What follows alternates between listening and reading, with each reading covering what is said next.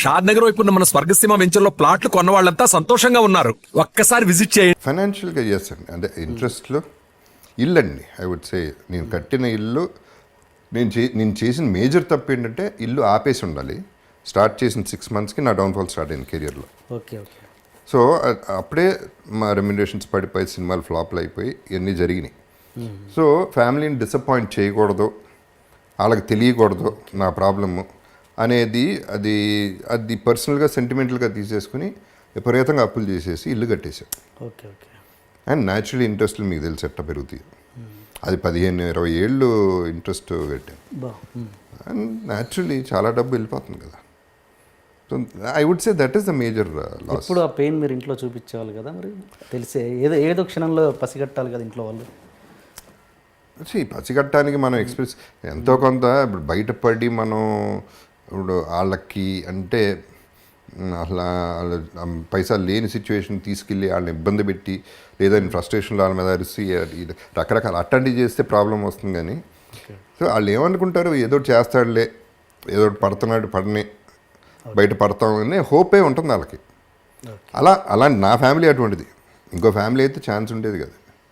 ఇంకోళ్ళు అయితే గ్యారంటీగా రాసి రంపాన్ని పెట్టి ఇక మామూలుగా ఉండేది కదా situation. I got away. That's why I said I'm very lucky. So I better be happy.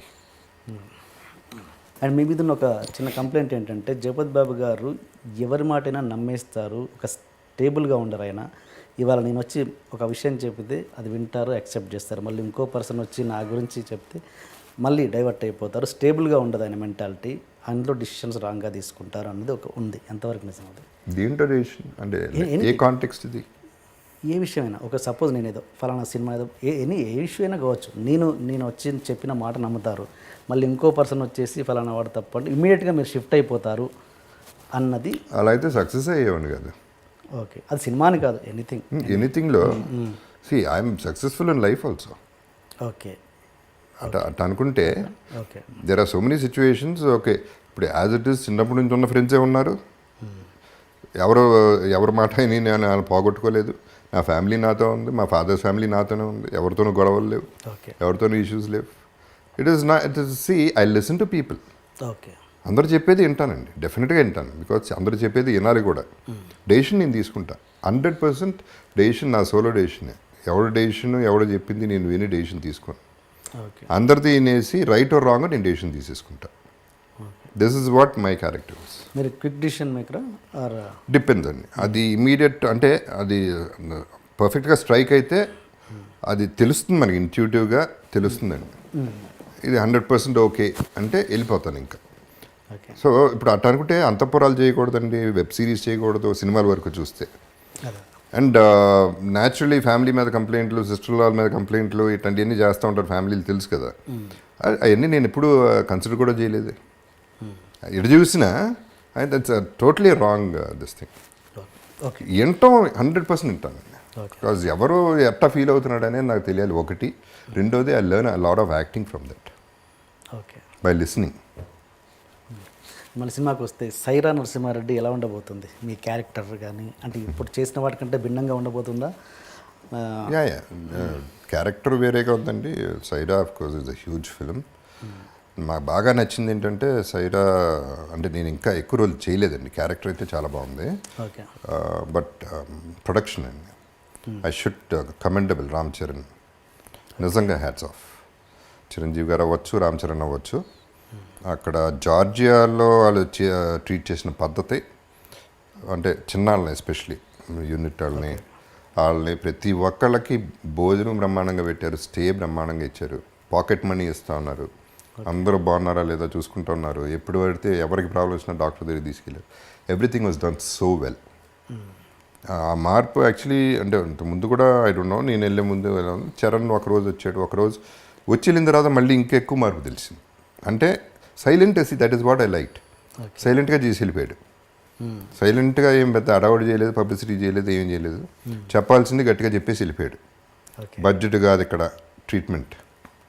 And I really hats off to Ram చరణ్కి. మీరు ఫస్ట్ టైం కదా చిరంజీవి గారి కాంబినేషన్లో చేయడం అయితే ఫస్ట్ టైం? ఎస్. చిరంజీవి గారితో చేశారు, బాలకృష్ణ గారితో చేశారు, నాగార్జున గారితో చేశారు, వెంకటేష్ గారితో బ్యాలెన్స్ ఉన్నట్టుంది కదా, అది చేశారు. వెంకటేష్తో చేయలే. చేయలేదు. చేయలే. ఎప్పుడు రాలేదా మీకు టాక్స్? పడలా. పడలేదు. అట్లా పడలా. పడుతుంది ఇప్పుడు. ఉంటుంది కదా, ఏదో ఒకటి ఉంటుంది. అందరం చైల్డ్హుడ్ ఫ్రెండ్స్ అండి యాక్చువల్లీ. వెంకటేష్ నాయుడు గారి ఫ్యామిలీ, నాగేశ్వరరావు ఫ్యామిలీ, శివాజీ గారి ఫ్యామిలీ. అండ్ ఒకే స్కూలా? నాన్నగారు లేదు, బ్రదరు నాగార్జున ఒక కాలేజ్లో చదివారు, వెంకటేష్ వేరే స్కూలు, వాళ్ళు వేరే స్కూల్స్ ఒకటి కాదు, ఫ్యామిలీ గెట్ టుగెదర్స్ ఇదంతా. వాళ్ళ ఇళ్ళకి నాయుడు గారి ఇల్లు ప్యారలల్ స్ట్రీట్, రోజు వాళ్ళు అక్కడో మేము ఎక్కడో, గుమ్మడి గారి ఇల్లు పక్క ఇల్లు. ఓకే. సో అట్లా అందరం ఒక ఫ్యామిలీ అని. మీరు మాలో కులం అన్నదాని మీద పెద్ద ఇంట్రెస్ట్ చూపరు, బట్ నాగార్జున గారు మీరు ఎప్పుడు ఫోన్లో ఏరా చవ్ అంటే ఏరా చవ్ అని అనుకుంటారంట. ఏరా చౌల్ ఫస్ట్ ఆఫ్ ఆల్ ఏరా అనుకోలేదు. నంబర్ 1 చౌదరి అనేది నాకు తాతగారి పేరు జగపతిరావు అవటం వల్ల, నా పేరు జగపతిరావు అవటం వల్ల అమ్మకి ఏమని పిలవాలో అర్థం కాల, జగపతి అని పిలవలేదు. సో ఆ దీంట్లో Chowdary was the simplest form. అది క్యాస్ట్ కాదు అసలు, ఇట్ ఈస్ మై నేమ్. ఇంట్లో పెట్టినేమో చౌదరి, క్యాస్ట్కి సంబంధమే లేదు. ఓకే. అండ్ సో అదేంటి చౌదరి బికేమ్ చౌ, ఫ్రెండ్స్లో చౌ అయిపోయింది అంతే. చౌ ఇస్ నాట్ అ క్యాస్టే. ఆయన మంచి అంత క్యాస్ట్ ఫీలింగ్ ఉంటే చౌదరి అని పిలవాలి. అంటే మీరు నాగార్జున ఈయన గురించి మాట్లాడదాం ఒకసారి. ఆయన ఫీలింగ్ ఎలా ఉండేది? మీరు కూడా ఆయనతో చాలా క్లోజ్ కాబట్టి నాగార్జున గారు, ఇంతకుముందు అర్జున్ గారి గురించి అడిగినట్టు నాగార్జున గారు మీకు ఏమైనా సజెషన్స్ ఇచ్చేవాళ్ళ ఎప్పుడైనా? నాగార్జున గారు ఫస్ట్ ఆఫ్ ఆల్ నాకంటే 2-3 years ఓల్డర్ అండి, అండ్ బ్రదర్ ఫ్రెండ్ ఎక్కువ. సో సజెషన్ అనేది అలా అంతవరకు ఇప్పుడు డిస్కషన్స్ అలా ప్రొడక్షన్లో చేశా. కానీ ఒకటి ఏంటంటే 100% నేను నిజం చెప్పాలంటే 2 రోజులకు ఒకసారైనా నాగార్జున తలుచుకుంటా. Why? Because is living his life. తనకి సంపాదించడమో తెలుసు, ఖర్చు పెట్టడమో తెలుసు, ఇవ్వటమో తెలుసు, తెలివైనాడు. ప్రతి దాంట్లో ఇన్వాల్వ్ అయిన ప్రతి దాంట్లో ఫుల్ హ్యాండ్ ఉంటుంది. అది అప్పచెప్పేటాలు అయినా కాకుండా జెన్యున్ ఎఫర్ట్ అయితే చేస్తాడు. అండ్ తన థింకింగ్, నాగేశ్వర ఫ్యామిలీ, నాకు వెంకట్ నాకు క్లోజ్ ఫ్రెండ్, తనకంటే పెద్దడు వెంకట్ నాకు ఇంకా క్లోజ్. వాళ్ళ థింకింగ్, ప్రాక్టికాలిటీస్ ఎన్ని చూస్తూ ఉంటే బాగుంటుంది. కరెక్ట్, వాళ్ళ they are living their in their terms in a nice way అనేది I can boldly say that. Okay. Okay.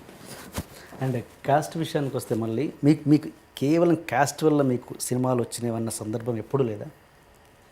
లేదండి, నాకు తెలిసి అంటే మీకు ఉండదు, మీకు లేదు, నాకు తెలియదు. మరి వాళ్ళు ఏమన్నా అది క్యాస్ట్ కోసం సినిమా తీరండి. నేను అట్లీస్ట్ నాతో తీలే. ఓకే. నాకు తెలిసి అట్ట అంటే పెట్టుకోవటం, మనల్ని పెట్టుకుంటే బాగుంటుందిరా అనే ఫీలింగ్ చాలామందికి ఉంది. ఓకే. కానీ పెట్టుకుంటే డబ్బులు పోతాయిరా అనేది ఒక ఫీలింగ్ కూడా ఉంది. సో ఫైనలీ డబ్బులే గెలుస్తాయి, క్యాషే గెలుస్తుంది, క్యాస్ట్ గెలవదు ఇక్కడ. సో అది నాకు తెలిసి క్యాస్ట్ అదైతే ఎప్పుడో I still been a hero or probably I would been better అప్పుడే. ఓకే. నేను నా క్యాస్ట్ అది క్లారిటీ వస్తున్నా. బేసిక్ క్యాస్ట్ గొడవ అది కూడా అండి, I'm nobody to say caste నమ్మొద్దు అనేది నేను ఎప్పుడూ అంటలేదండి. నేను అనేది don't go to the level of murders, don't go to the level of electing your prime ministers and chief ministers. ఆ ఎక్స్టెంట్కి వెళ్ళొద్దు అంటున్నాను నేను. అది తప్పు, ఆ ఆలోచన తప్పు. మనాడైతే మంచాడా, మనాడా మంచాడా ఏది ఇంపార్టెంట్ స్టేట్కి? మంచాడు కావాలి స్టేట్ని రూల్ చేయాలంటే. మనాడు మంచాడా వాళ్ళ రూల్ ఏంటి?